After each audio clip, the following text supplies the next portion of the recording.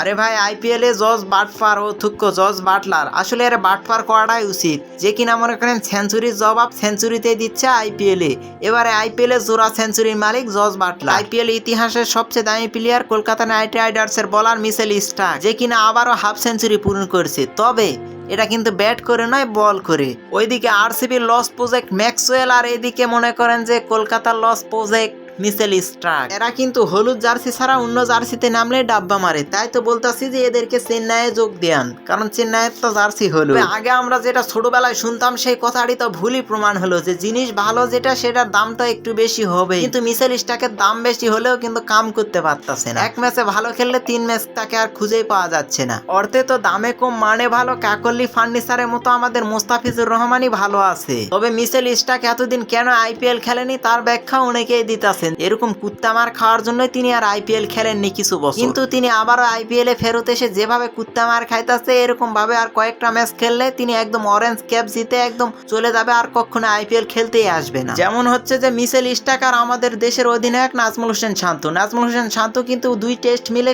Run করছে 35, টাকা নিচে 16 লাখ। মিচেল স্টার্কও তেমন, টাকা নেয়ার বেলায় আছে, খেলার বেলায় নাই। এদিকে আরেক লস প্রজেক্ট গ্ল্যান ম্যাক্সওয়েল, যে কিনা আমাদের মোনালিসা খ্যাত লিটন কুমার দাস, যার পিছনে ডাক আর ছাড়ে না লিটন দাসকে, তেমনি ম্যাক্সওয়েলও কিন্তু আরসিবিতে টাকা নিছে, কিন্তু উপহার দিতেছে আরসিবি কে শুধু ডাক আর ডাক। এবারে আইপিএল এ 6 ম্যাচ খেলে কিন্তু 3টাতেই ডাক মেরেছেন গ্ল্যান ম্যাক্সওয়েল। তবে যাই হোক, সেঞ্চুরির জবাব কিভাবে দিতে হয় সেটা সবচেয়ে ভালো জানেন জজ বাটলার, তার থেকে হয়তো বা কেউ আর ভালো জানেন না। তবে যদি জানা থাকতো যে কিভাবে জবাব দিতে হয় তাহলে কেউ না কেউ কিন্তু এই কাজ করতোই, কিন্তু কেউ করতে পারেনি এবারের আইপিএল 2024-এ। এর আগে কিন্তু আরসিবি রাজস্থান ম্যাচে বিরাট কোহলি প্রথম ইনিংসে একটা সেঞ্চুরি করে, এরপরে কিন্তু জজ বাটলার একটা সেঞ্চুরি করে দলকে জয় এনে দেন। এরপরে সেদিন সুনীল নারায়ণ কিন্তু কলকাতার হয়ে একটা সেঞ্চুরি করেন। এরপরে কিন্তু জজ বাটলার আবারও ব্যাট হাতে জবাব দিয়ে আবারও একটা সেঞ্চুরি করে দলকে জয়ের বন্দরে নিয়ে গিয়ে পৌঁছান। যখন আর রান লাগে 6 ওভারে 96, তখন তো রাজস্থানের সবাই আশা হারিয়েই ফেলেছিল। ইভেন আমিও খেলা দেখা অফ করে ঘুমাই গেছিলাম। তখন আমিও বুঝতে পারিনি যে ব্যাট হাতে জজ বাটলার কিছু একটা খেলা দেখাইবে।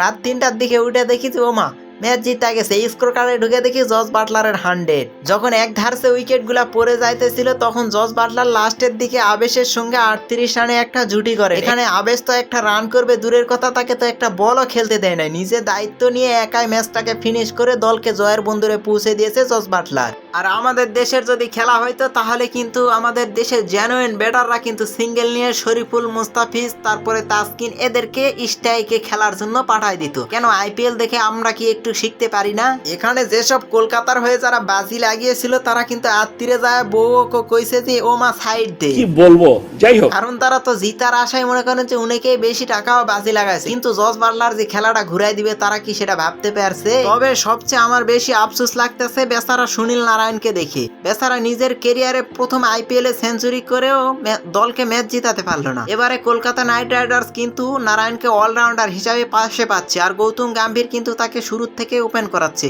আন্দার রাসেল আর সুনীল নারায়ণকে কিন্তু পটল তোলা পর্যন্ত কলকাতা খেলাবে।